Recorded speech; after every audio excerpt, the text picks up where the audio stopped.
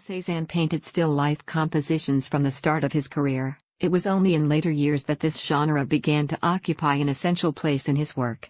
Apples and Oranges belongs to this period. It forms part of a series of 6 still lifes produced in 1899 in Cézanne's Parisian studio. Each painting features the same accessories, earthenware dishes and a jug decorated with a floral motif.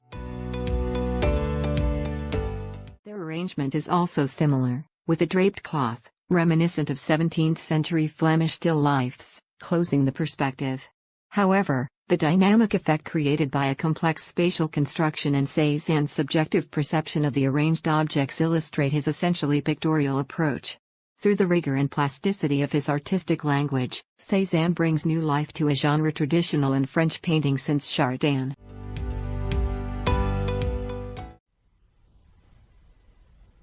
When it comes to fruits and vegetables, it's not only quality and quantity, but also variety. We know, for example, spinach is healthier than lettuce, and a big salad is better than small. But is it better to get the spring greens mesclun mix than even the straight spinach? Is it healthier to eat 1 apple and 1 orange than it is to eat 3 apples or 3 oranges? An interesting pair of studies was recently released that looked at disease risk and the variety of fruit and vegetable consumption.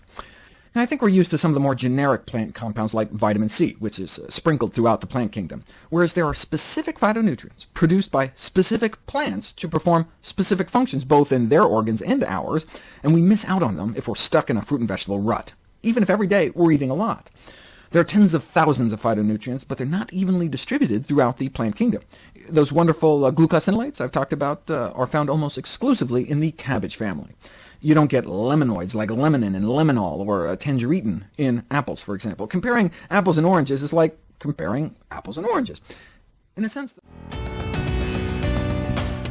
Paul Cézanne, born January 19, 1839, died October 22, 1906, Aix-en-Provence, French painter, one of the greatest of the post-impressionists, whose works and ideas were influential in the aesthetic development of many 20th-century artists and art movements, especially Cubism.